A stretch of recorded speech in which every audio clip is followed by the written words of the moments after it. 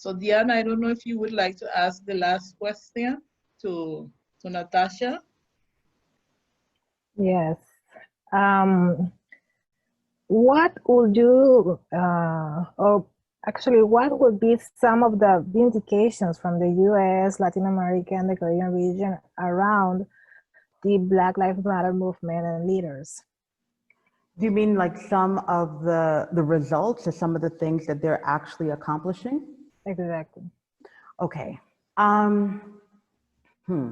That's a good one because I don't know if I'm as optimistic in my answer as maybe you would want right now. And I think I think that if you asked me that question last week without seeing what happened to Jacob Blake yesterday, that I may have responded a little differently. But for me, particularly, there are some things that are sort of very superficial, right, that are happening. So, you know, like the Black Lives Matter murals that was painted outside of the White House and all over these different cities. Some people stepping down from their CEO position to hire a Black person. You know, the publishing industry in New York finally allowed a Black woman to sort of head, I think, one of the biggest publishing agencies. It's never been done before. So there are these particular moments, and there are obviously laws that are being changed in terms of defunding the police.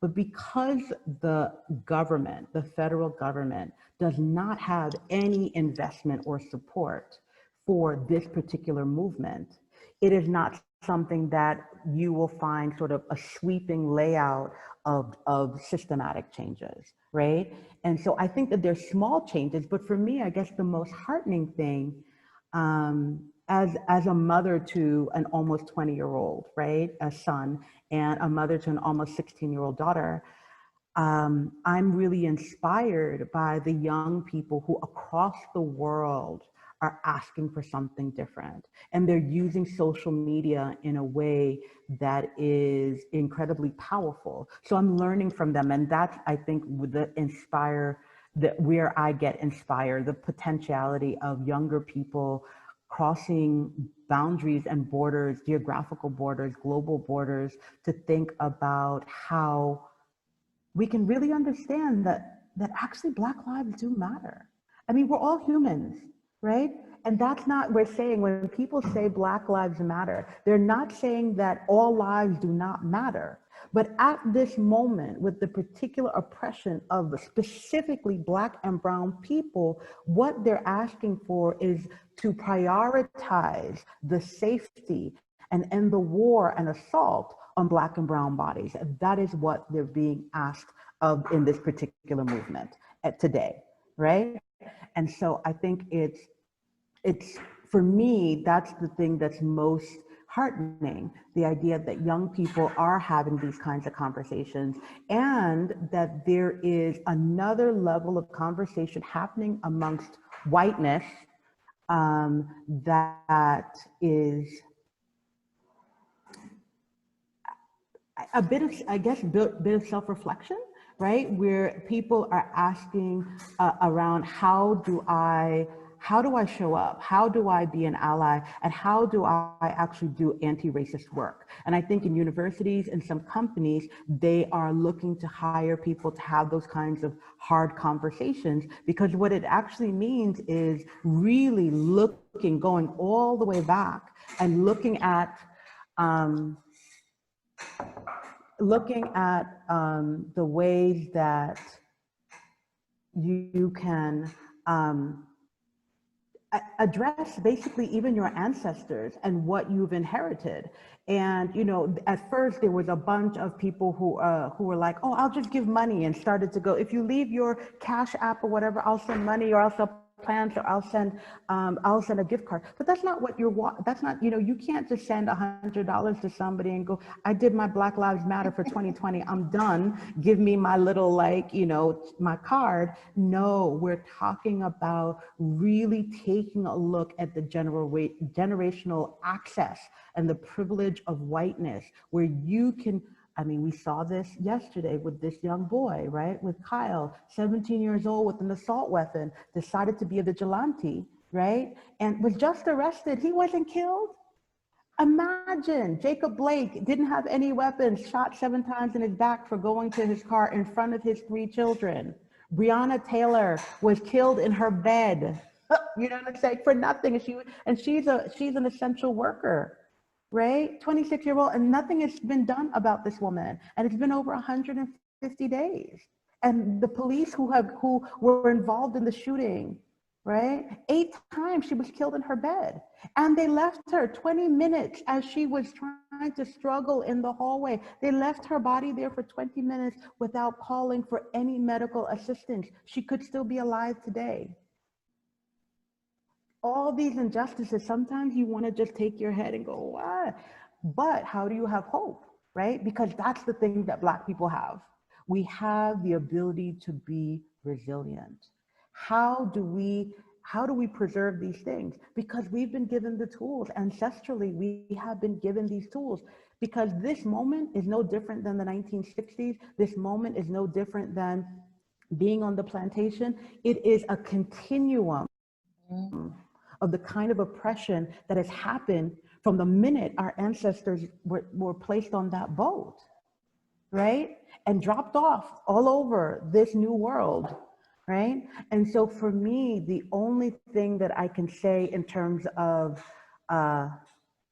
progress, right, which is a tough word, but progress in any way that it can be marked, I think, is really this idea of that young people across the world, regardless of color, religious beliefs, are actually uniting to ask for something different, to ask for a different world. And I think that that's incredibly important, and that leaves me hopeful. But it also, I think we have way more work to do. There's no way that countries in like the situation in Colombia, right? The way that young Panamanian boys get policed all the time, right? The way, I mean, we can go country by country in Latin America. We don't even have to, we could even talk about Limon, right? I mean, just the way that there is policing that happens. So what I think that there is some work that is inspiring, but I also really believe that there's so much work to do. And in many cases, it's not our work as Black people to do that work. We're tired, we should rest, right? And rest is a form of resistance as well, right? And so I think it's really important. We have always done the work, and then we've done the cleanup work, right? Particularly as Black women, we've done the cleanup work. So now it's time for people to check their privilege, for people to really check their racism and do that work in trying to figure out equity and a different kind of inclusiveness, and stop killing Black people. Those are my words.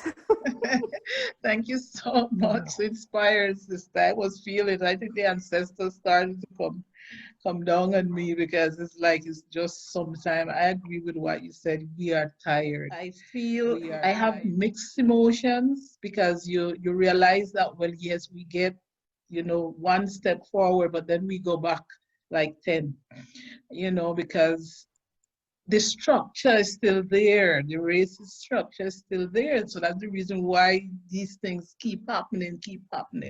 So then you kind of have a little fatigue, you have fatigue, but then some of us are called to carry the flag, and we have to continue, because others did it for us, and we have to continue. So Diane, I don't know if you have anything to say before we close.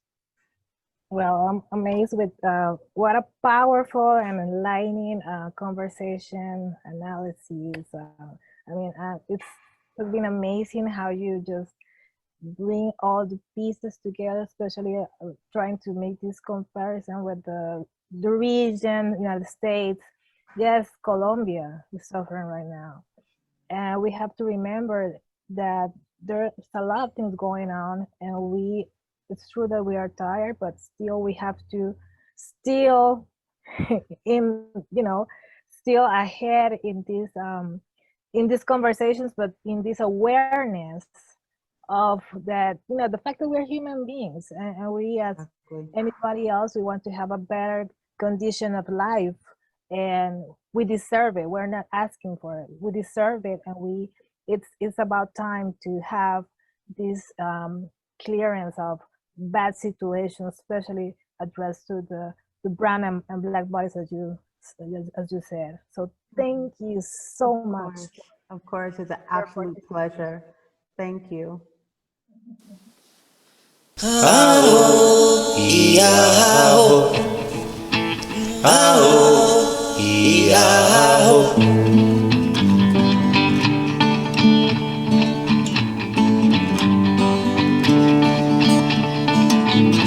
Somos voces de la historia, sangre, tinta y papel.